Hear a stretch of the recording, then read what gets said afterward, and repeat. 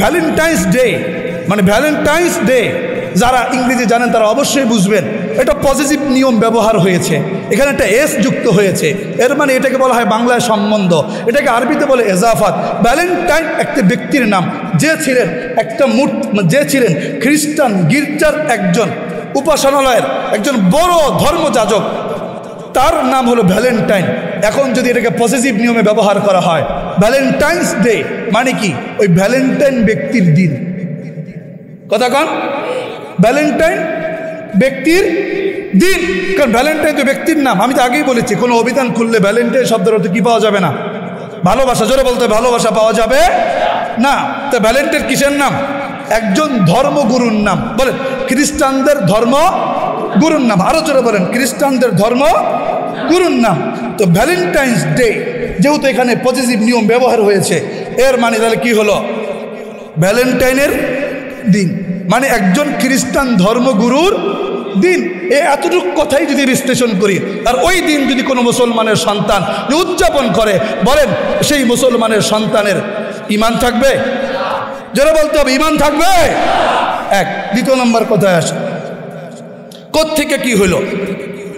এই রোমান সাম্রাজ্য, second Claudius, যিনি রোমান সাম্রাজ্যের বিশ্বনবী সাল্লাল্লাহু আলাইহি ওয়াসাল্লামের আগমনের আলিফ লাম রা তিলকা আয়াতুল কিতাবিল মুবিন ইন্না আনজালনাহু কুরআনান আরাবিয়্যান লাআল্লাকুম তাআকিলুন নাহনু নাকুসসু আলাইকা আহসানাল কসাসি বিমা আওহাইনা ইলাইকা হাযাল কুরআন ওয়া ইন কুনতা মিন ক্বাবলিহি লামিনাল গাফিলিন إن الله وملائكته يصلون على النبي يا أيها الذين آمنوا صلوا عليه وسلموا تسليما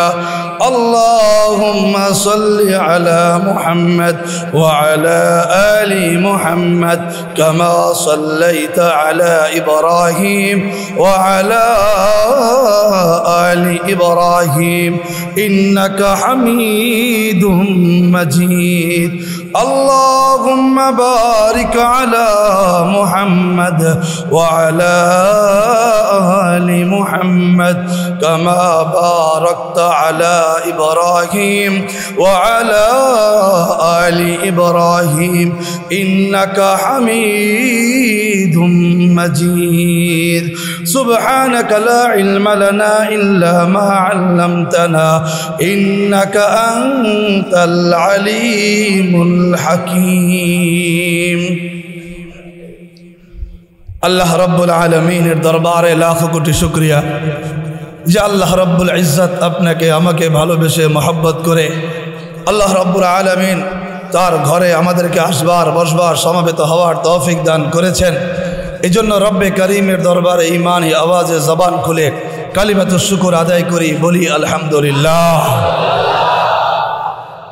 মুআজ্জাজ মুহতারাম,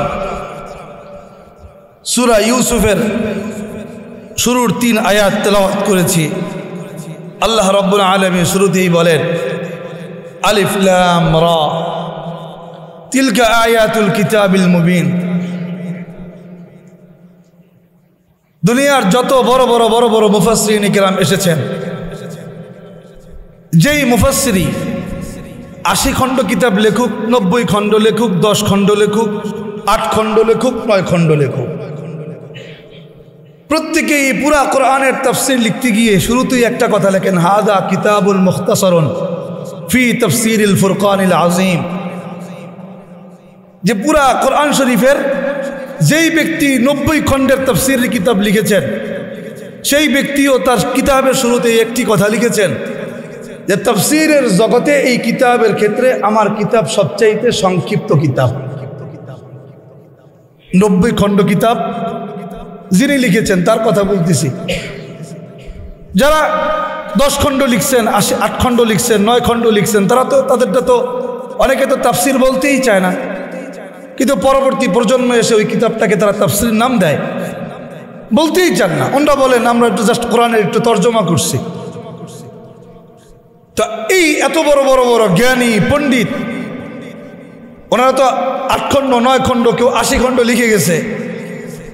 আমাদের এরকম আছে যারা তাফসীর নিয়ে যারা ঘাটাঘাটি করি, ওই 80 খণ্ডর হয়তোবা সব খণ্ড এখনো লাড়ারও সুযোগ হয় নাই, কিন্তু ওনারা কি করছেন 80 খণ্ড লিখে গেছেন। আর আমাদের কি করা হয় না, এখনো 80 খণ্ডর প্রত্যেকটা খণ্ড এখনো ধরার সুযোগও হয় নাই। অনেকে 9 খণ্ড 10 খণ্ড লিখছেন। কি বলবো, এতই অধম আমরা যে 10 খণ্ড কিতাবের ওনারা লিখে গেছেন, কিন্তু আমরা পড়ার সুযোগ পাই না। আল্লাহ পাক ওনাদের হায়াতে কি পরিমাণ বরকত দান করছেন। এই জন্য আমাদের উস্তাদ আমাদেরকে বলতেন, দুনিয়া সব কিতাব তো পড়বার সৌভাগ্য হবে না, এক কিতাব পড়বা আর ওই কিতাবের জ্ঞানের ব্যাপারে বলে দিবা আল্লাহর কাছে, আল্লাহ একটা কিতাব পড়তেছি, এই অদমকে তুমি এই কিতাবের সমজাতীয় যত কিতাব আছে সব কিতাবের জ্ঞান তুমি আল্লাহ দান করে দিও। মুআজ্জাজ মুহতারাম, তো এই যত বড় মুফাসসিরিন কিরাম আছেন, সকল মুফাসসিরিন কিরামে আলিফ লাম রা তা সিন মিম ইয়াসিন যদি জিজ্ঞেস করা হয় এই শব্দগুলোর ব্যাখ্যা কি, তো সব জায়গাতেই সব স্থানেই সব স্তরেই জ্ঞানের পরিচয় বিভিন্ন জনে দিতে গিয়ে অনেক বড় বড় বড় বড় তাফসীর করেন। কিন্তু এই 3টা শব্দ 2টা শব্দের তাফসীরের ব্যাপারে আসলে সবাই বলেন আল্লাহু আ'লামু বিমুরাদিহি, এটার উদ্দেশ্য এটা সম্পর্কে সবচাইতে ভালো জানেন কে? মানে তাসিম মিম এই 3টা শব্দের ব্যাখ্যা করতে পারে না, আলিফ লাম রা এই 3টা শব্দের ব্যাখ্যা করতে পারে না, ইয়াসিন এই 2টা শব্দের ব্যাখ্যা করতে পারে না, আলিফ লাম মিম এই 3টা অক্ষরের ব্যাখ্যা করতে পারে না।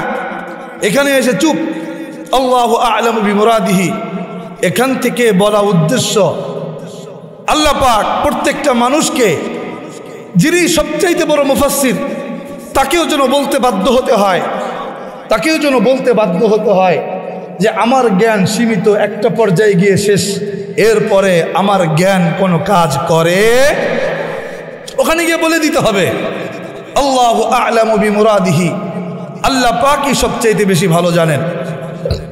মুআজ্জাজ মুহতারাম, আছে যখন কোরআনের বিভিন্ন আয়াতের ব্যাপারে যখন তাফসীর করা হয়, যেমন আল্লাহ পাক এই আলিফ লাম রা তিলকা আয়াতুল কিতাবিল মুবিন, এরপর একটা কথা বলছেন, কথাটা হলো এই কোরআন কি স্পষ্ট কিতাবের আয়াত সমূহ। আগে বলেন সুবহানাল্লাহ। অনেক সময় বলে না অনেকে, যারাই কোরআনের তাফসীর করে তারা কেন এত স্পষ্ট ভাষায় কথা বলে, কেন একটু এদিক সেদিক ইশারা করে কথা বলা যায় না? স্পষ্ট করে না বললেই তো পারে। এটার উত্তর তিলকা আয়াতুল কিতাবিল মুবিন, আল্লাহ নিজে কোরআনে বলতেছেন যেই আলিফ লাম রা বলে সামনে যে আয়াতগুলো বলবো, এই আয়াতগুলো কিসের আয়াত? ও দুনিয়ার মানুষ শোনো, এই আয়াতগুলো হলো স্পষ্ট কিতাবের আয়াত। মানে এই কিতাব যা বলে স্পষ্ট করে বলে। যখন কারো ব্যাপারে বলতে হয়, এই কিতাব কখনো কেনায়াতান বলে না। যখন এই কিতাবের কিছু বলতে হয় তো সরাসরি স্পষ্ট ভাষায় এটা হালাল, এটা হারাম, এটা ভালো, এটা খারাপ, এটা হক, এটা বাতিল। কিতাব যেমন স্পষ্ট আকারে বলে, তো এই কিতাবের ধারক বাহক যারা থাকে তারাও এই ব্যাপারে স্পষ্টই কথা বলে। যতই বাধা আসে না কেন, এই কিতাব স্পষ্ট হওয়ার কারণে কিতাবের ধারক বাহকরা চুপ থেকে অস্পষ্ট ভাষায় কথা বলতে পারে না। কথা বলেন ঠিক কিনা? কথা বলতে পারে না। কিন্তু হ্যাঁ, কিছু কিছু আছে তো অস্পষ্ট ভাষায় কথা বলে, চুপ থাকে, এড়িয়ে যায়, লুকায়। আমি বলি আসলে হয়তোবা চোখ থাকতো অন্ধ, হয়তোবা বধির, কানে শোনে না, হয়তোবা কোনো চাটুকার অথবা কারো পা চাটতে গিয়ে দালালি করতে গিয়ে আল্লাহকে না ডরিয়ে দুনিয়ার তাগুতকে ডরায়, যার ফলেই কোরআনের কথা স্পষ্ট দ্ব্যর্থহীন কণ্ঠে বলতে পারে না। কথা কন ঠিক কিনা? নচেত আল্লাহ নিজে কোরআনে বলেছেন তিলকা আয়াতুল কিতাবিল মুবিন, স্পষ্ট কিতাবের আয়াত। তো যে কিতাব স্পষ্ট, তো ওই কিতাবের কথা যদি বলে আর ওই কিতাব যদি কেউ দিলে রাখে, কিতাবের ধারক বাহক যদি কেউ হয়, তাহলে কিতাবের স্বভাব তো অবশ্যই সে পাবে। কি বলেন? ওই কিতাবের স্বভাব অবশ্যই সে পাবে। কারণ দেখেন, নাস্তিকদের কিতাব যদি কেউ পড়ে তো তার ভিতরে নাস্তিক মন মানসিকতা চলে আসে না? আসে। কারণ নাস্তিক হয় কিভাবে মানুষ? কারণ নাস্তিকদের কিতাব পড়েই মানুষ নাস্তিক হয়। কারণ নাস্তিকদের কিতাব পড়ে যদি নাস্তিকতার এই ভাব মানসিকতা যদি আসতে পারে, তাহলে আমিও বলবো স্পষ্ট ভাষার এই কিতাব যদি কেউ বুকে ধারণ করে তার জবানও স্পষ্টই হবে, স্পষ্ট ভাষাই হবে, বাতিলের ব্যাপারে স্পষ্ট কথাই বলবে, এটাই স্বাভাবিক। এর বিকল্প হতে পারে? যদি বিকল্প কেউ কিছু করে তো বুঝতে হবে এখানে তার অবশ্যই কিছু না কিছু দুর্বলতা আছে। কিসের দুর্বলতা? বাতিলের সাথে আপোষ, অন্যায়ের সাথে আপোষ। ন্যায়কে সে ডরায় না, আল্লাহকে সে ডরায় না, দুনিয়ার তাগুতকে সে ডরায়। তাই সে দুনিয়ার তাগুতের সামনে, অন্যায়ের সামনে বলিষ্ঠ কণ্ঠে স্পষ্ট ভাষায় সে হক কথা বলতে পারে না। কথা বলেন ঠিক কিনা? মুআজ্জাজ মুহতারাম, যেমন দেখেন মাঝে মাঝে মাঝে মাঝে এই জাতীয় কিছু কিতাব পড়তে হয়। আমি আবার আমাদের ধর্মাবলম্বীদের যত কিতাব আছে এই সকল কিতাব পড়ার পাশাপাশি নাস্তিকদের কিতাব একটু বেশি পড়ি। কারণ ভিতরে মাঝে মাঝে অনেক সময় প্রশ্ন জাগে, আচ্ছা এ যে নাস্তিক হইল, কোন যোগ্যতায় নাস্তিক হইল একটু দেখার দরকার আছে না? কথা বুঝছেন? একজন নাস্তিক যে সে নাস্তিক হলো তার তো অবশ্যই একটি দর্শন আছে না? নাই? আছে। তো সে কোন দর্শনের ভিত্তিতে সে নাস্তিক হইল এটা তো অবশ্যই জানার দরকার আছে। তো এখন আমি মাঝে মাঝে এরকম নাস্তিকদের কিছু বই পুস্তক পড়ি, এবং শুধু এতটুকুই নয়, কিছু কিছু নাস্তিকদের সাথে এমনভাবে কথা বলি যে ওই নাস্তিকরা বুঝতেই পারে না যে অপর প্রান্ত থেকে একজন মৌলবী কথা বলতেছে। তার কারণ দর্শন নিয়ে তো আল্লাহ আমাদেরকেও পড়ার তৌফিক দিছে। এমন কি কি আকিদার কথা বলবেন, লা আদরিয়া বলেন, এরকম কিছু কিছু আকিদাওয়ালা আছে যাদের কিতাবগুলো পড়ছি, ফালসাফা দর্শনগুলো পড়ছি। ওই দর্শন পড়বার পরে ওই দর্শনের উপর দাঁড়াইয়া বলতে পারবো নাস্তিকদের সাথে শুরু শুরু মিলাইয়া ও কয়টা যুক্তি দিবে? আল্লাহ নাই। 101টা যুক্তি দিব, আল্লাহ নাই। কিন্তু কথা হলো আল্লাহ যে আছে 101টা না, বরং 101-এর উপরে হাজারো দলিল আছে। ওই দলিল দিয়েই আমরা নাস্তিকদের দর্শন গ্রহণ করতে পারি না। তার কারণ যে সকল দর্শনের, আমাদের দর্শনের যে দলিলগুলো আছে ওই দলিলগুলো সামনে আনলে কোনো বিবেকবান মানুষ একথা স্বীকার করতে বাধ্য যে আল্লাহ ছাড়া বাস্তবেই যদি কেউ অস্বীকার করে আল্লাহকে, বুঝতে হবে তার বিবেক বুদ্ধি বলতে কিচ্ছু নাই। এখন আমার এরকম মাঝে মাঝে নাস্তিকদের দর্শন পড়ি, দেখি তাদের বইগুলো পড়লে চিন্তা করি যে ওদের জেহেন জাকত বুদ্ধি কোন দিকে গেছে। অনেক সময় শুধুমাত্র নাস্তিকদের না, এমন এমন কিছু বক্তা থাকে যে সকল বক্তারা চিন্তা করি এই সকল বক্তাকে নাম শুনলে মানুষ দৌড়ে চলে আসে। তো তাদের ভিতরে কিছু না কিছু যোগ্যতা তো অবশ্যই আছে। একটু দেখি তো তাদের বয়ানগুলো একটু শুনি, কি আছে তাদের থেকে শেখার। কারণ সত্য একটা কথা ভালো করে খেয়াল রাখবেন, হক সুন্দর কি সুন্দর না, ইসলাম সুন্দর কি সুন্দর না, বাতিলের যদি জন্ম না হতো ইসলামের সৌন্দর্য প্রকাশ পাইত না। কথা কান ঠিক কিনা? ইসলামের সৌন্দর্য প্রকাশ পেয়েছে কেন? বাতিল সামনে এসেছে। সুন্দরের সৌন্দর্য প্রকাশ পেয়েছে কেন? খারাপ সামনে এসেছে। খারাপ সামনে না আসলে তো সুন্দরের সৌন্দর্য এই জাতির সামনে প্রকাশ পাইত না। তো মুআজ্জাজ মুহতারাম, তো এইরকম এক নাস্তিকের কিতাব, নাস্তিকের বই পড়তেছি। তো নাস্তিকের বই পড়তে পড়তে এরকম একটা না তার কয়েকটা বই শেষ করছি। তো পুরা বই পড়বার পরে, এই এতগুলো বই পড়বার পরে তার বই থেকে আমি জ্ঞানের তেমন কিছুই পাইলাম না। না পাইলাম ভাষাগত জ্ঞান, না পাইলাম তেমন কিছু, বরং পাইলাম নষ্টামি। এমনকি বাংলাদেশের কুখ্যাত, একেবারে কুখ্যাত, এরকম কুখ্যাত যাকে বাংলাদেশ থেকে বিতাড়িত করা হয়েছে, যার বইকে নিয়ে কিছুদিন আগে বাংলাদেশের এই বই মেলার ভিতরে একটি হট্টগোল হয়েছিল। কথা কান ঠিক কিনা? আমরা এখান থেকে একটু দ্ব্যর্থহীন কণ্ঠে বলতে চাই, স্পষ্ট ভাষায় বলতে চাই, যেই লেখককে বাংলাদেশ থেকে বিতাড়িত করা হয়েছে তার লিখিত বইও বাংলাদেশ থেকে বিতাড়িত হতে হবে। যদি তার বই বাংলাদেশের কোনো স্টলে, কোনো বই মেলায় থাকে, ওই স্টলও বিতাড়িত হবে। আপনারা প্রতিহত করেন। যদি প্রতিহত আপনারা না করেন, নিজেদেরকেও যদি নিজেরা সংযত না করেন, এদেশের তাওহীদি জনগণ আর তাওহীদি যুবক এটার মোকাবেলা করে বুঝিয়ে দিবে যে বিতর্কিত তাসলিমা নাসরিনের যেমন বিতাড়িত হয়েছে, তাদের বইও এই বাংলাদেশের জমিনে চলতে পারে না। কথা কোন ঠিক কিনা? বাস, তো আমি এইরকম তাসলিমা নাসরিনের বই অনেকগুলো পড়ছি। এখন চিন্তা করলাম, এই মহিলাটা নিজেকে নাস্তিক দাবি করে এবং এর মতো করে আরো অনেকে নিজেকে মুক্তমনা দাবি করে। আচ্ছা, এই মুক্তমনার একটু সরাসরি কিছু লেকচার শুনি। তো সরাসরি লেকচার অনেক শুনছি। তো হঠাৎ করে তার একটা লেকচারের শিরোনামে হলো লেখা ঐশ্বর। এখন ওই শিরোনামটা দেখে আমি ভাবলাম মনে হয় ওর কপালে হেদায়েত আসছে। কথা বুঝছেন? শিরোনামটা দেখে কি বললাম? মনে হয় ওর কপালে কি আসছে? হেদায়েত আসছে। কারণ শুরুতেই লেখা কি? ঐশ্বর। আমি এবার পুরা কথাটা শুনতেছি, 6 মিনিট শুনবার পরে এবার ঈশ্বর শব্দের সে ব্যাখ্যা করতেছে। আমি ঈশ্বর বলতে মানি একটা জিনিস, আমি ঈশ্বর মানি। ঈশ্বর কি? আমি ঈশ্বর বলতে মানি একটা জিনিস, সেটা হলো মৃত্যু। এখন আমি একা একা রুমের ভিতরে হাসতেছি আর বলতেছি যে আসলে নাস্তিক যেগুলো হয় এগুলো পাগলই হয়, এগুলো পাগল ছাড়া আর কিছু না। বলবেন কেন? আচ্ছা, ঈশ্বর মৃত্যু কি কোনো জিনিসের শুরু করে, না মৃত্যু প্রত্যেকটা জিনিসের শেষ করে? জোরে কথা বলেন। মৃত্যু প্রত্যেকটা জিনিসের শুরু করে না প্রত্যেকটা জিনিসের ধ্বংস করে? যদি মৃত্যু যদি ঈশ্বর হয় তাহলে তাসলিমা নাসরিনের মতো যারা এইরকম নাস্তিক মন মানসিকতা রাখনেওয়ালা, মৃত্যুকে যারা ঈশ্বর মানে ধ্বংসকে যারা ঈশ্বর মানে, তা আমি বলবো তাদেরকে যেই লেভেলের সাহিত্যিকই বলুক না কেন, আমি বলবো অন্তত ঈশ্বর আর মৃত্যু এই দুইটা শব্দের মাঝে সামঞ্জস্য করে ঈশ্বরের সম্পর্ক তৈরি করবার যে ন্যূনতম জ্ঞান আছে, ওই ন্যূনতম জ্ঞানটুকু ওর মধ্যে নাই। তো যার ভিতরে এতটুকু ন্যূনতম জ্ঞান নাই, এরা সাহিত্যিক হয় কি করে? কথা কন, এরা সাহিত্যিক হয় কি করে? এক। দ্বিতীয় নম্বর কথা হলো, এরা তো এক তো সাহিত্যিক তো নাই, তাহলে এদের বইগুলো আসে কেন?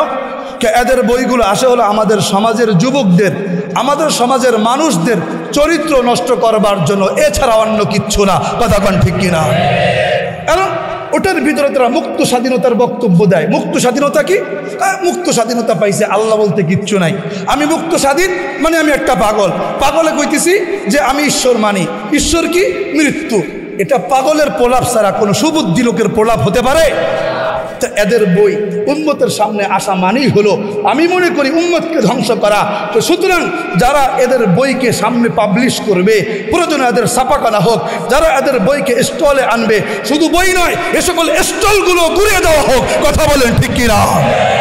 এ সকল স্টলগুলো রাখা মানে এরা আবার স্বাধীনতার কথা বলে বাংলাদেশের মানুষকে, এরা মুসলমানদেরকে জঙ্গি আর উগ্রবাদ বলে বিশ্বের কাছে এরা পেশ করতে চায়। আর বলে এই উগ্রবাদ গোষ্ঠী, মুসলমান উগ্রবাদ গোষ্ঠী, এরা আমাদেরকে বাক স্বাধীনতা দেয় না, এরা আমাদের বাক স্বাধীনতা হরণ করে, এরা আমাদের বাক স্বাধীনতা নষ্ট করে। আমি বলবো এক কথা, বলেন জবান কার? এই জবান দিছেন কে?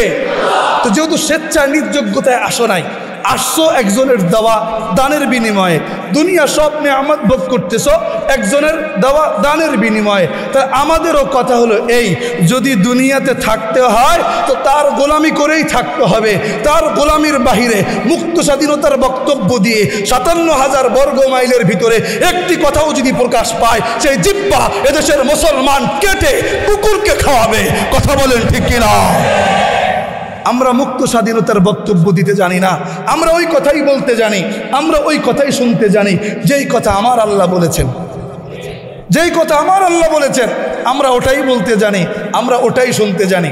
দোস্ত আমার, এইরকম করে করে মুক্ত স্বাধীনতার বক্তব্য দিতে গিয়ে এখনকার যে সময়, এই যে আসছে আজকের যে দিনটা বড় অবাক করবার মতো একটি বিষয়। মুআজ্জাজ মুহতারাম, কথাগুলো না বললেই নয়।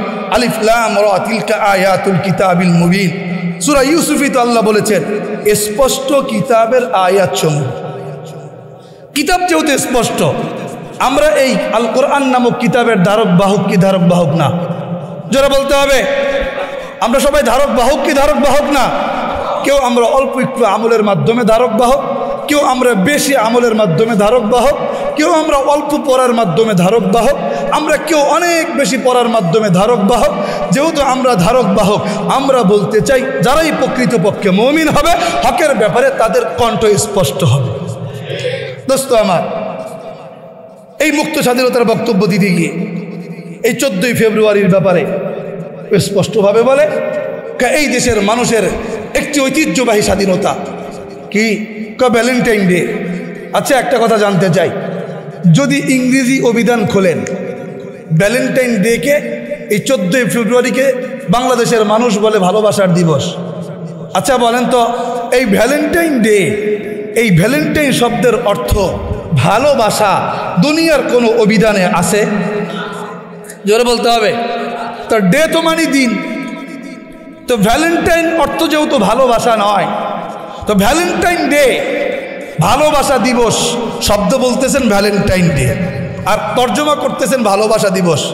আমি বলবো যারা এইভাবে তর্জমা করতেছেন নির্ঘাত বাংলাদেশের সাধারণ মূর্খ আম জনতার সামনে একটা মিথ্যা শব্দ গিলিয়ে খাওয়ানো হচ্ছে। কথাগণ ঠিক কিনা?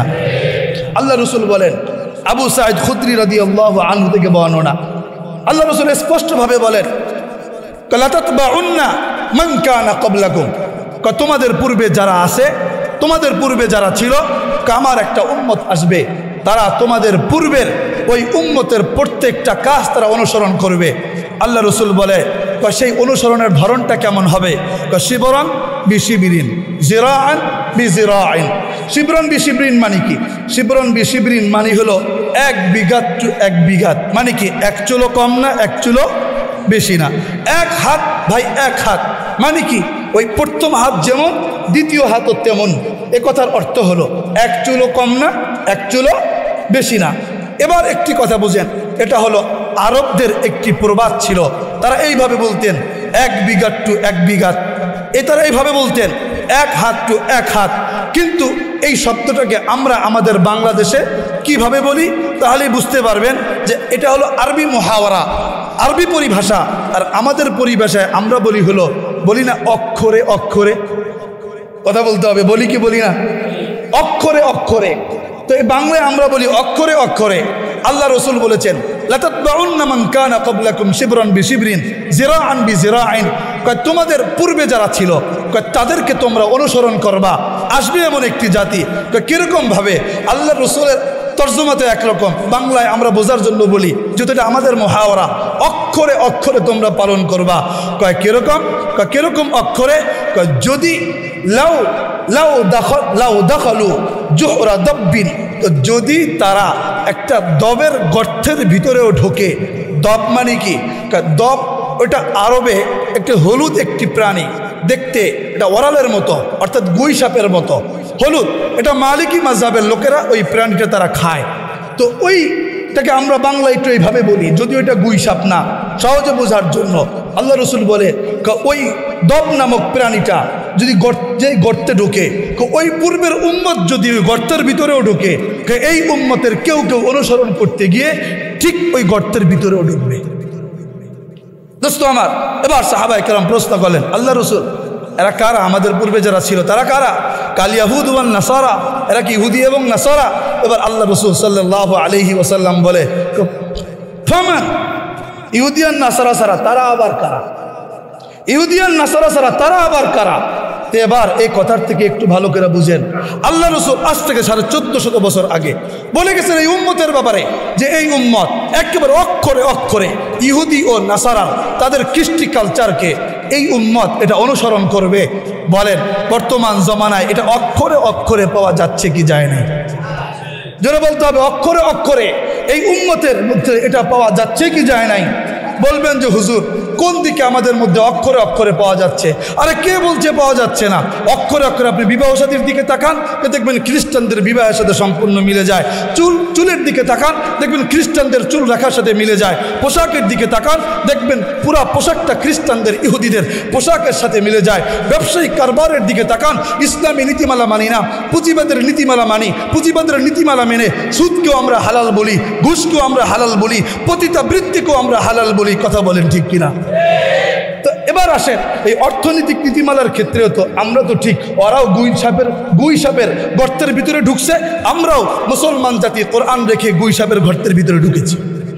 কথা বলেন, আমরাও গুই সাপের গর্তের ভিতরে ঢুকেছি।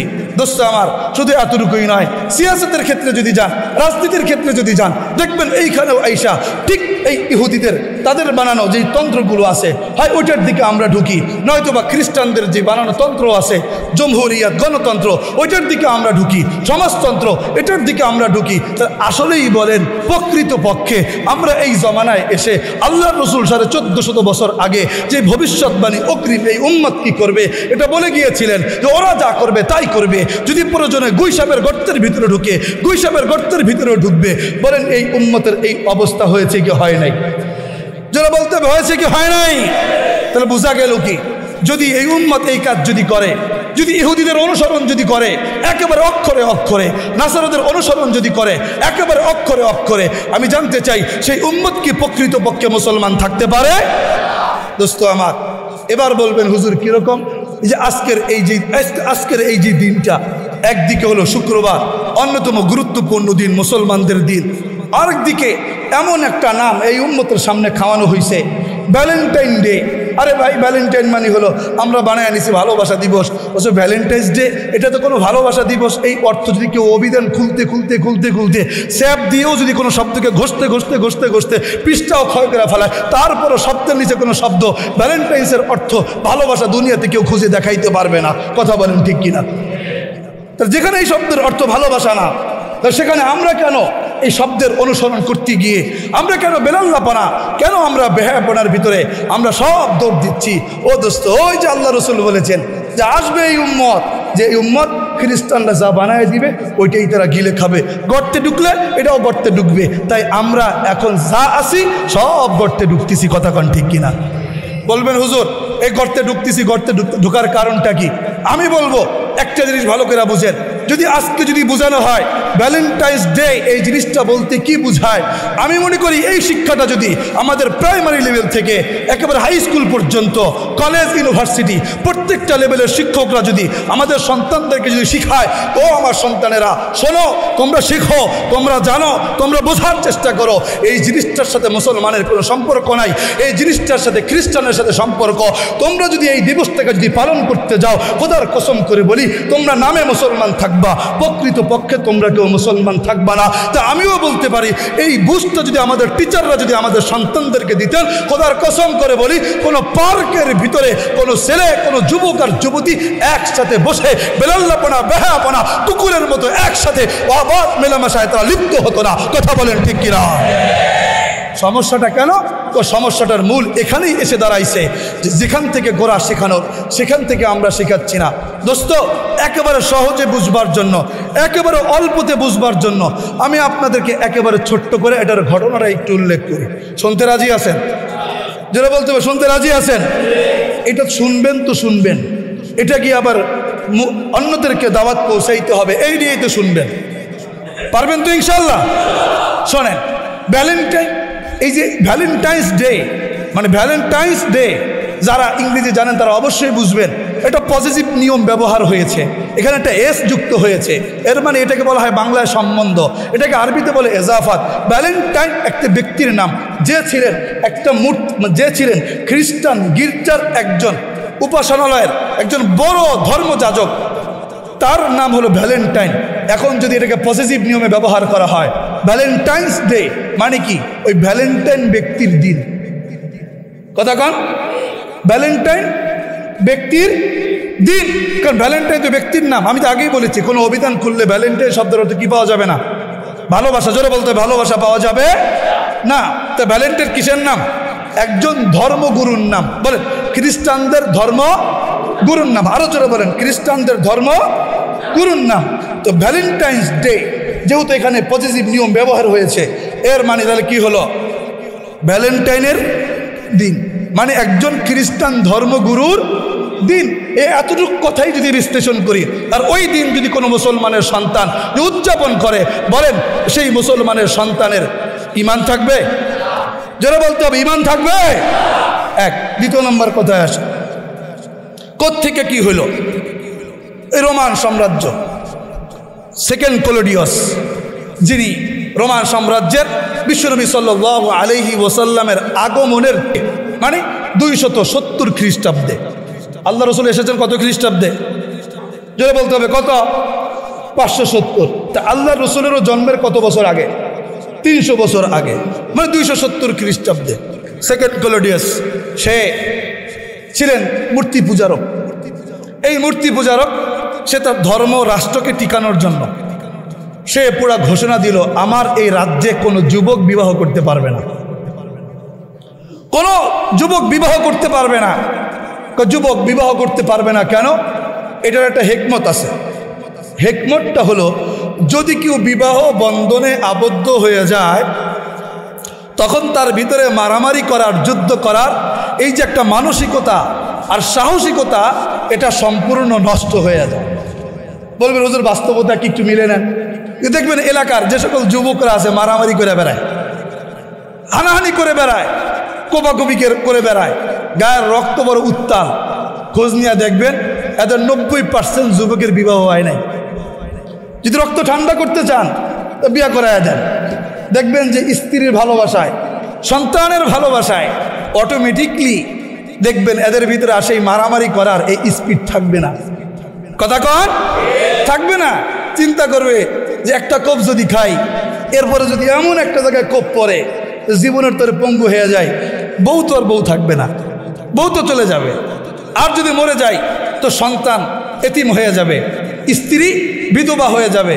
তো যার ফলে দেখা যায় বিবাহ করলে স্ত্রী, সন্তান, এতে সব কিছুর প্রতি এত মায়া জন্ম হয় যে যেই মায়া জন্ম হওয়ার কারণে আর যুদ্ধে লিপ্ত হয় না, মারামারি এরা করে না। দোস্ত আমার, এখন ওই সেকেন্ড ক্লডিয়াস অর্থাৎ এই দ্বিতীয় ক্লডিয়াস যে সে কি করলেন, এসে আইন করে দিলেন তার রাষ্ট্রের ভিতরে যে এই দেশের কোনো যুবক বিবাহ করতে পারবে না। এখন একটি কথা ভালো করে বুঝবেন, আচ্ছা বিবাহ করা ছাড়া প্রত্যেকটা মানুষের ক্ষুধা লাগে কি লাগে না? কথা বলতে হবে, ক্ষুধা লাগে কি লাগে না? প্রত্যেকটা মানুষের ক্ষুধা লাগা এটা তার মানুষের স্বভাব। এখন এই ক্ষুধাও যেমন প্রত্যেকটা মানুষের স্বভাব, জৈবিক চাহিদা পূরণ হওয়া এটাও প্রত্যেকটা মানুষেরই একটি প্রাকৃতিক স্বভাব। খাবার ক্ষুধা লাগলে যেমন এটাকে বলা যায় না যে তোর খাবার দেব না, সে যে কোনো মূল্যেই হোক, দিলে সে বৈধভাবে খাবে, আপনি না দিলে সে চুরি করে খাবে, তারপরেও কিন্তু সে কি খাবে, কারণ তার ক্ষুধা মিটাইতে হবে। যখন ভিতরে লিভারের ভিতরে যে কীটগুলো যখন টান দেয় ভিতরের খাবার যদি না পায় তখন মনে হয় পুরো শরীরের রগ যা আছে সব কুঁচকে যায়। দোস্ত আমার, এগুলো সব প্রাকৃতিক, এটা আল্লাহ প্রদত্ত দেওয়া। ক্ষুধা রাখলে মানুষ খেতেই হবে। তো জৈবিক চাহিদা পূরণ করা এটাও আল্লাহ প্রদত্ত দেওয়া একটি স্বভাব। এটাকে দুনিয়ার কোনো মানুষ অস্বীকার করলে এটাকে চলবে না। এখন চিন্তা করে দেখলো এই সেকেন্ড ক্লডিয়াস যে কোনোভাবেই হোক, আমি তো বিবাহ বন্ধনে আবদ্ধ নিষেধ করলাম, কিন্তু জৈবিক চাহিদা বলতে তো একটি জিনিস আছে। এই জৈবিক চাহিদা পূরণ করবে কিভাবে? যদি জৈবিক চাহিদা পূরণ না করে তাহলে তো আমার এই আইন তো থাকবে না। এই আইনটা তো ঠিক রাখা দরকার। এই আইন ঠিক রাখতে গিয়ে তারা 13, 14, 15 এই 3টা দিন তারা পূজা করত। এই পূজা করত ওই 3টা দিনে। কিন্তু এই 3 দিনে তারা একটা কাজ করতেন। সেই কাজটা হলো, এক পাশে মেয়েদের নাম আর এক পাশে ছেলেদের নাম। তো ছেলেরা গিয়ে ওই মেয়েদের মেয়েদের নামের একটা কাগজ সে উঠাত। তো ওই নামটা যার ভাগ্যে পড়তো, মানে যে উঠাতো তার ভাগ্যেই পড়তো। এরপরে ওই নাম অনুযায়ী মেয়েকে ডেকে আগামী 14 ফেব্রুয়ারি আসার আগ পর্যন্ত ওই মেয়ের সাথে সে তার জৈবিক চাহিদা মিটাইত। বলেন না নাউজুবিল্লাহ। এটা ছিল সম্পূর্ণ একটি বাস্তব ইতিহাস। এটাকে অস্বীকার করবার কোনো সুযোগ নেই। এখন আসেন, এই 1 বছরে একটা মেয়ের নাম ধরবে, ছেলে তার নাম উঠাবে, তার সাথে এরপরে আগামী 14 ফেব্রুয়ারি আসার আগ পর্যন্ত পুরো জৈবিক চাহিদা পূরণ করবে। কেন? বিবাহের দরকার নাই, বিবাহ বন্ধ থাকুক, জৈবিক চাহিদা থাকুক। কেন? এটা প্রাকৃতিক চাহিদা যেন বন্ধ না হয়, তাহলে তো আইন বহাল থাকবে না। অন্যদিকে বিবাহ থাকলো না, পরিবারের প্রতি মায়াও থাকবে না। সুতরাং এদেরকে যুদ্ধে ডাকলে যুদ্ধে পাওয়া যায়। বুঝাইতে পারছি? এই ছিল তার মেন্টালিটি। এখন আসেন অন্যদিকে, এই যে ভ্যালেন্টাইন যেই ব্যক্তি, এ ছিল আবার মুশরিক না, এ ছিল আবার খ্রিস্টান। সে ছিলেন খ্রিস্টানদের ধর্মগুরু। খ্রিস্টান ধর্মে যেহেতু বিবাহ করা ধর্মীয় বিধান, এই জন্য কি করার, এই ধর্মীয় বিধান পালন করার স্বার্থে, পালন রক্ষার্থে সে তার ওই গির্জার ভিতরে গোপনে গোপনে গোপনে গোপনে যুবক যুবতীদেরকে বিবাহ করে দিত। এখন এই খবরটাই সেকেন্ড ক্লডিয়াসের কানে গেছে। যাবার পরে ধর্মগুরুকে ডাকলেন, ধর্মগুরু এবার আসছে। ধর্মগুরু আসবার পরে ধর্মগুরুকে বললেন, তুমি কি এই কাজ করো? বললো, হ্যাঁ আমি এই কাজ করি। এবার একটি কথা, যেহেতু তুমি এই কাজ করো, এই ওকে জেলখানায় ভর। একে জেলখানায় ভরছে। জেলখানায় ভরবার পরে কিছুদিন অতিবাহিত হওয়ার পর এই ভ্যালেন্টাইন, এই ব্যক্তিটাই আবার তাকে প্রশ্ন করছে কিছুদিন যাওয়ার পর, ভাই আপনি আপনার খ্রিস্টান ধর্ম ছাড়েন, আমাদের এই পৌত্তলিক পূজারী হয়ে যান, আমাদের এই ধর্মে আপনি আসেন, বাস কোনো কথা নেই, আপনাকে আমরা জেল থেকে ছেড়ে দিব। খ্রিস্টান ওই ব্যক্তিটা, এই ভ্যালেন্টাইন লোকটা বলল, তুমি তোমার ধর্মে থাকো, তুমি আমাকে মারো কাটো যাই করো, আমি আমার খ্রিস্টান ধর্ম ছেড়ে আমি আসব না। এখন কি হলো, এই ভ্যালেন্টাইনকে হত্যা করে ফেলবে। সেকেন্ড ক্লডিয়াস তখন এই ভ্যালেন্টাইনকে হত্যা করার জন্য দিন নির্ধারিত করলো। তাদের এই আনন্দের দিন, উৎসবের দিন 14ই ফেব্রুয়ারি, 13ও না 15ও না, 14ই ফেব্রুয়ারি। এখন একটি বিষয় এখান থেকে মিলান, তাহলে ভালো করে আপনারা মিল পাবেন।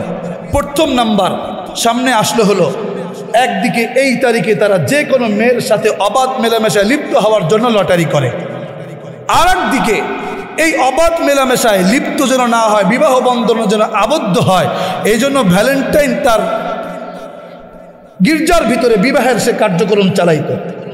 এই কারণে তাকে গ্রেফতার করে 14ই ফেব্রুয়ারি তাকে হত্যা করা হচ্ছে। আচ্ছা, তো বিষয় থেকে দুইটা হয়ে গেল, একদিকে ভ্যালেন্টাইনের হত্যা, আর একদিকে হলো এই তাদের অবাধ মেলামেশার একটা আনন্দ ফুর্তির এবং মেয়ে ভাগ করার, নিজের ভাগ্যে নেওয়ার একটা লটারির দিন। দুইটা দিন হয়েছে, কথা আমার বুঝতেছেন? দুইটা দিন হইল। এবার হওয়ার পরে অন্যদিকে ভ্যালেন্টাইনের এবার আরেকটা আকাম ঘটে গেছে। আকামটা ঘটছে হলো, খ্রিস্টান ধর্ম যারা পালন করে তাদের ধর্মের নীতি অনুযায়ী ধর্মগুরুরা বিবাহ করেন। কথা বুঝাইতে পারছি? তারা কি করে না, ধর্মগুরুরা বিবাহ করে না। ইসলাম কি বলে, ইসলামের যারা আবার ধর্মগুরু তারা আবার একটা তো বিবাহ করে, সুযোগ পাইলে তারা 4টা পর্যন্ত কইরা ছাড়ে। কথা কোন ঠিক কিনা? কেন? কথাটা বাস্তব, এটা আমি আবার মিথ্যা বলতেছি না। এখন আমাদের বর্তমান সময়কাল মানুষ বিবাহটাকে, একাধিক বিবাহটাকে দোষের কারণ বানাইছে, আর ব্যভিচার আর এটাকে ক্রেডিট বানাইছে। কথা কোন ঠিক কিনা? ক্রেডিট বানাইছে। এবার আসেন, ধর্মগুরু কি করছে, ওই যে যাকে যখন তাকে জেলখানায় ঢুকাইলো, তো যেই জেলখানায় রাখছে, ওই জেলখানার কারারক্ষী ছিল একজন মেয়ে। ওই দীর্ঘদিন থাকতে গিয়ে কারারক্ষীর সাথে তার আবার একটা প্রেম হয়ে গেছে। স্বাভাবিক, কারণ যেই ধর্মের ভিতরে তারা আবিষ্কার করেছে বিবাহ শাদী নাই, আল্লাহ তো জানে যে এই মানব জাতি যা খায় মুখ দিয়ে ওটা রক্তে রূপান্তর হয়, সেই রক্তটাই 100 ফোঁটায় 1 ফোঁটা বীর্য হয়। বলেন, বিবাহ শাদী না হইলে ওটা ফালানোর কোনো পবিত্র কোনো জায়গা আছে? তাহলে এটা তো মানুষের প্রকৃতির বাস্তবতার একটি সম্পূর্ণ ভিন্ন একটি ধারা, যেটা আল্লাহ পাক কোরআনের ভিতরে খুব সুন্দর করে বলেন, ওয়াকাফাইনা আলা বিঈসা ইবনে মারইয়াম وآتيناه الإنجيل وجعلنا في قلوب الذين اتبعوه رأفة ورحمة ورهبانية ابتدعوها ما كتبناها عليهم إلا ابتغاء رضوان الله আল্লাহ রাব্বুল আলামিন কোরআনে বলেন, আমি ঈসা আলাইহিস সালাতু ওয়াস সালামের উপর ইনজিল কিতাব নাজিল করলাম, কিন্তু ইনজিল কিতাব নাজিল করবার পরে ঈসা আলাইহিস সালাতু ওয়াস সালামের সাথে মানে খ্রিস্টান ধর্মের যারা অনুসারী হলো, তাদের দিলের ভিতরে আমি আল্লাহ রাব্বুল আলামিন একটি দয়া আর মায়া ঢেলে দিছি। দোস্ত আমার, কেন? এটার একটি উত্তর, আল্লাহ পাক যত নবীকে দুনিয়াতে পাঠাইছেন সকল নবীর ভিতরে দয়া ছিল না নাই? যারা বলতে হবে ছিল না নাই? সুতরাং ওই নবীর যারা অনুসারী হবে অবশ্যই সোহবতের কারণে দিলের ভিতরে দয়া আসবে কি আসবে না? আসবে। এরপরে একটি বিষয় আল্লাহ রাব্বুল আলামিন কোরআনে বলেন, ওয়ারাহবানিয়াতান ইবতাদাউহা, আর একটা নতুন জিনিস যেটা হলো বৈরাগী। বুঝেন, আছে না নাই? হিন্দুদের মধ্যে আছে না বৈরাগী? ওয়ারাহবানিয়াতা বৈরাগী, ইবতাদাউহা, যেই বৈরাগী জিনিসটা এরা এই ধর্মগুরুরা নিজেরা আবিষ্কার করেছে, মা কাতাবনাহা আলাইহিম, আমি আল্লাহ রাব্বুল আলামিন এই বৈরাগী তাদের উপর ফরজ করি নাই। বৈরাগীটা আমার আল্লাহ ফরজ করে নাই। কিন্তু হিন্দু বলেন, খ্রিস্টান বলেন, এই ধর্মগুরু যারাই হয় তারা বিবাহ বন্ধনে আবদ্ধ হয় না। কিন্তু কি মনে হয় তারা একেবারেই পুতু পবিত্র, কিছুই করে না? কথা কন, কিছুই করে না? করে কি করে না? মাঝে মাঝে তো ধরা খায় মন্দিরের ভিতরে, কথা কন ঠিক কিনা? মাঝে মাঝে মন্দিরের ভিতরে ধরা খায়। তো বোঝা গেল তাদের ধর্মের ভিতরে এই যে একটা জিনিস যেটা বাস্তবে মানব চাহিদার, প্রাকৃতিক চাহিদার সম্পূর্ণ বিপরীতে, এখান থেকে কম্পেয়ার করলেই আন্দাজ করা যায় আমাদের ইসলাম কত সুন্দর, কথা কন ঠিক কিনা? আমাদের ইসলাম কত সুন্দর। শুধু ইসলাম বিবাহটাই শুধু লাজেম করে নাই, ইসলাম শুধুমাত্র বিবাহের মাধ্যমে ভোগটাকে আবশ্যক করে নাই। ও মানুষ, তুমি যখন বিবাহ করলা তুমি তো ভোগ করবা, শুধু ভোগ পর্যন্তই ক্ষান্ত না, এই একজন নারীর দায়িত্ব তুমি মৃত্যু পর্যন্ত তুমি তোমার কাঁধে দায়িত্ব তুমি বহন করে নিলা। কথা কন ঠিক কিনা? এটা ইসলামের সৌন্দর্য কি সৌন্দর্য না? সৌন্দর্য। ইসলাম বলে না তাদের মতো নারীদেরকে নাও, গ্রহণ করো, খাও, ভোগ করো, এরপরে ছেড়ে দাও। না, এটা ইসলামের সৌন্দর্য না। ইসলামের সৌন্দর্য এটাই, হ্যাঁ বিবাহ করো, প্রয়োজনে পারলে অবলা নারীদের দায়িত্ব কাঁধে নাও। ইসলাম বলে এই কাঁধে বোঝা বহন করে নাও, বাস এর মধ্যে ইসলামের সৌন্দর্য পাওয়া যায়। আল্লাহ আমাদেরকে এইরকম ধর্ম দান করেছেন, এই জন্য আল্লাহর দরবারে একবার শুকরিয়া আদায় করেন, বলেন আলহামদুলিল্লাহ। মুআজ্জাজ মুহতারাম, এখন এই ভ্যালেন্টাইনের দেখেন কয়েকটা কাহিনী ঘটে গেল। প্রথম হইল ও বিবাহ দেয়, নিজে বিবাহ করে না কিন্তু বিবাহ দেয়, এটার কারণে গ্রেফতার। এই কারণে 14ই ফেব্রুয়ারি তাকে হত্যা করা হইল। আবার সে নিজে কিন্তু কারা যখন বন্দী হইল ওই সময় কারারক্ষীর প্রেমে সে পড়ে গেল। আর আরেকটা বিষয়, ওই সেকেন্ড ক্লডিয়াস এই বিবাহ বন্ধন নিষিদ্ধ কইরা ঠিক এই 13, 14, 15 এই 3 দিনে তারা মেয়েদের লটারি কইরা 1 বছরের জন্য তারা ভোগের ব্যবস্থা করত। ও দোস্ত, যদি পুরা কথা যদি বুঝে থাকেন এবার উত্তর দিবেন। সেকেন্ড ক্লডিয়াস সে মুশরিক, ভ্যালেন্টাইন সে খ্রিস্টান, এরা কি মুসলমানদের কেউ? যারা বলতে হবে মুসলমানদের কেউ, যেহেতু এরা মুসলমানদের কেউ না, এরা অমুসলিম। এখন ওই দিনটা আইসলে যদি আপনার মনের কোনো মানুষের সাথে যদি প্রেম আর ভালোবাসার স্বপ্ন জাগে আর ওই দিনটাকে যদি আপনি উদযাপন করেন, খোদার কসম করে বলি, যদি আপনি নিজেকে মুসলমান যদি দাবি করেন, এই ইতিহাসের সাথে ইসলাম বলে সে প্রকৃতপক্ষে সে মুসলমান থাকতে পারে না। কথা বলেন ঠিক কিনা? দোস্ত, আমি জানতে চাই এই দাওয়াতটুকু পৌঁছাইতে পারবেন তো ইনশাআল্লাহ? যারা বলতে পারবেন তো ইনশাআল্লাহ? তাহলে এবার পুরা সব কথার সার কথা, ভ্যালেন্টাইন অর্থ কি ভালোবাসা? জোরে বলতে হবে, ভ্যালেন্টাইন অর্থ কি ভালোবাসা? বলেন ভ্যালেন্টাইন এটা কার নাম? বলেন একজন খ্রিস্টান ধর্ম গুরুর নাম। তো ভ্যালেন্টাইন্স ডে মানে কি? এই খ্রিস্টান ধর্মগুরু ভ্যালেন্টাইনের দিন কোন মুসলমান এই ধর্মগুরুর অনুসরণ করতে গিয়ে ওই দিন উদযাপন করতে পারে? এরপরের কথা আল্লাহ পাক এবার কোরআনে কি বলেন? যাহারা মুক্ত স্বাধীনতার বক্তব্য দিতে গিয়ে বলেন এই দিন আমরা পালন করব, সমস্যা কোথায়? আল্লাহ আমাকে মন দিছে, হাত দিছে, চোখ দিছে, আমি আমার বাস্তবতার এগুলো প্র্যাকটিক্যাল আমি খাটাবো। আল্লাহ পাক তাদের ব্যাপারে কোরআনে স্পষ্ট বলেন, ইন্নাল্লাযীনা ইউহিব্বুনা আন তাশিআল ফাহিশাতু ফিল্লাযীনা আমানু। ও দুনিয়ার মানুষ শোনো, নিঃসন্দেহে যারা পছন্দ করে, কি পছন্দ করে? আংতাশি আলফা ইসাতু, অন্যায় পাপাচার, জেনা, বেবিচার, যারা ইমানদার তাদের মাঝে ছড়ায় পড়ুক। আল্লাহ পাক কোরআনে বলেন লাহুম আযাবুন আলীমুন ফিদ দুনিয়া ওয়াল আখিরাহ, তাদের জন্য রয়েছে যন্ত্রণাদায়ক শাস্তি দুনিয়া এবং আখিরাতে। আল্লাহু ইয়ালামু ওয়া আনতুম লা তা'লামুন। আল্লাহ পাক যা জানে তা তোমরা জানো। যেরকম আল্লাহ পাক যা জানে তা তোমরা জানো। এবার বলেন এইরকম লোক আমাদের সমাজে আছে না নাই? মুসলমান পরিচয় দেয়, মুক্ত স্বাধীনতার বক্তব্য দেয়, আমাদের কলেজ ইউনিভার্সিটি বিভিন্ন জায়গায় স্কুল কলেজের টিচারের পদে বৈশা রয়েছে, ছাত্রদেরকে মুক্ত স্বাধীনতার বক্তব্য দিতে গিয়ে 14ই ফেব্রুয়ারি ভালোবাসা দিবস, যেটা বাস্তবে এই শব্দের সাথে বাস্তবতার তর্জমার কোনো মিল নাই, এরকম মিথ্যা প্রতারণা করে আমাদের সন্তানদের মাঝে বেবিচার ছড়ায় পড়ুক, এমন টিচার আমাদের সমাজে আছে না নাই? এইরকম সাংবাদিক আমাদের সমাজে আছে না নাই? দোস্ত, আমার সাথে একতাবদ্ধ হতে হবে। আমরা কোরআনের সৈনিক। বলেন বলেন, আমরা কোরআনের সৈনিক। আমরা জোরে বলেন কার গোলাম? আরো জোরে বলেন কার গোলাম? কথা একটাই, আল্লাহর গোলাম হয়ে আল্লাহর জমিনে যদি চলতে হয় আল্লাহর কথা অনুযায়ী চলতে হবে। আল্লাহ যেই বিধান দিয়েছেন বিবাহ শাদী ব্যতীত অন্য কোনো সম্পর্ক নারী আর পুরুষের সাথে গায়রে মাহরামের সাথে হতে পারে না। কথা বলেন ঠিক কিনা? হতে পারে না। সুতরাং আমার বোন, আরে আপনার বোন মানে আমি মনে করি আমি মুসলমান। আল মুসলিম আকুল মুসলিম, কালিমা পড়ছেন, মুসলমানের বোন আপনার বোন মানে আমার বোন। সুতরাং একজন বোনের ইজ্জত রক্ষা করা এটা মনে করি প্রত্যেকটা মুসলমানের দায়িত্ব। কথা কন ঠিক কিনা? যেহেতু প্রত্যেকটা মুসলমানের দায়িত্ব, সেই দৃষ্টিকোণ থেকে বলতে চাই, আমরা আমাদের কারো বোন আমাদের কারো মেয়ে বিবাহের আগে কোনো পর ছেলের হাতে হাত ধরে কোনো পার্কে অথবা কোনো পুকুরের পাশে গিয়া লেক পার্কে গিয়ে আড্ডা দেখ, আমাদের ঈমান থাকতে আমরা এটা হতে দিব না। পারবেন তো ইনশাআল্লাহ?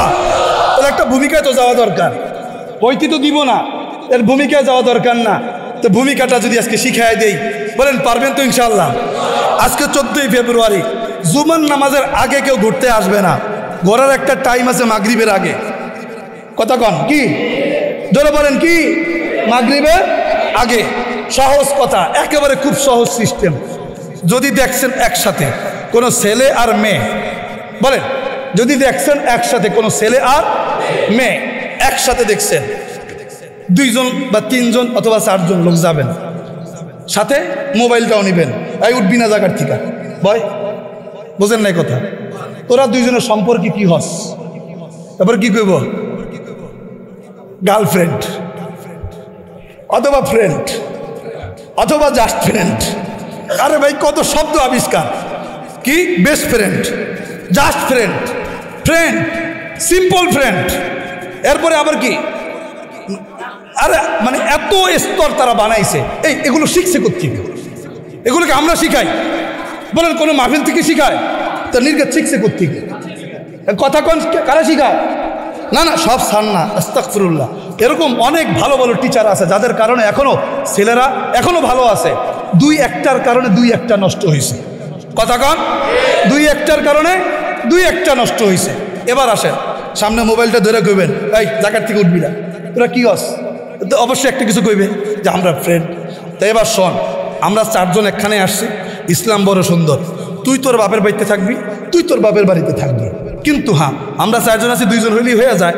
তুই কবি আমি তোর বিয়ে করলাম, তুই কবি আমি কবুল করলাম, আমরা 4 জন সাক্ষী, বিবাহ শাদী কবুল। কথা কন, পারবেন তো? আরে কইরে দেখেন না, এই কাজ যদি শুরু করেন দেখবেন বিয়ার ডরাইয়া আর জীবনে একখানে বইবে না, একসাথে কি কখনোই বসবে না। চিন্তা করবে আরে ভাই বসতে গিয়ে কি বিপদে পড়ুন নাকি? কারণ এখানে বসলেই 4 জন লোক 3 জন লোক হাজির হয়ে যাবে। আর বর্তমানের যুব সমাজ এত বড় পন্ডা ক্যামেরা নিয়ে সামনে দাঁড়ায় যাবে, যখন দাঁড়াবে পলায়ও তো জায়গা খুঁজে পাবো না। তো সুতরাং নির্দ্বিধায় এখন কিছু করার নেই, হয় পার্কে আর যাবোই না, 14ই ফেব্রুয়ারি পালন করবোই না, আর যদি করি তো সুতরাং পার্কে যদি যাই ওখানে আমাদের বিবাহ শাদী কমপ্লিট। কথা কন। এরপরে কইবেন শোন, তুই তো মোহরে ফাতিমি দেওয়ার মতো যোগ্যতা রাখোস না, কারণ তুই তো জাস্ট স্টুডেন্ট। কারণ জাস্ট ফ্রেন্ড এর মানে কি? তুই তাহলে জাস্ট স্টুডেন্ট। আচ্ছা একটা কাজ কর, মোহরানা 10,000 টাকা হইলেই হয়, কোনো ব্যাপার না। তোর বিয়া করাই দিলাম, তোর মোহরে মিছিলও দরকার নাই, মোহরে ফাতিমিও দরকার নাই, তুই 10,000 টাকা মোহরানায় বিবাহ করাই দিলাম, যা তুই তোর বাবার বাড়ি, তুই তোর বাবার বাড়ি। যখন সময় হবে আবার প্রয়োজনে একসাথে হবি। আবার সাথে একটা কাবিননামা তোরা একসময় কইরা নিস। কাবিননামা না করলে কিন্তু আবার এরকম কেউ না কেউ এসে কিন্তু তোদেরকে ধরবে। বুঝতে পারি না কথা? ও মুসলিম তাওহীদি জনগণ, কথাটুকু ছোট্ট হেসেছি, হাসতে হাসতে বলেছি, যাতে করে কারো মাইন্ডে না লাগে, কিন্তু বিষয়টুকু বুঝবার এবং জানবার এবং শিখবার এবং আমলও করবার। যদি আমরা এই পদ্ধতিতে হাঁটি, খোদার কসম করে বলি, কেউ অবৈধ ভালোবাসার নামে, কেউ অবৈধ প্রেম প্রীতির নামে কোনো পার্কে গিয়ে কেউ আড্ডা দেওয়ার কারো বোন অথবা কারো মেয়ে সাহস করবে না। আমরা পারবো তো ইনশাআল্লাহ? এই ভূমিকায় যেতে রাজি আছি কে কে? লিল্লাহি তাকবীর। আল্লাহ তুমি কবুল ও মঞ্জুর করো। আমরা আমাদের সমাজ আমরা আমাদের দেশ, আমরা আমাদের রাষ্ট্র এইরকম অবৈধ প্রেম ভালোবাসা মুক্ত একটি খাঁটি দেশ আমরা দেখতে চাই। কথা বলেন ঠিক কিনা? আল্লাহ তুমি আমাদের সকলকে যা শুনলাম যা বুঝলাম এটার উপরে আমল করার আল্লাহ তুমি আমাদেরকে তৌফিক দান করো।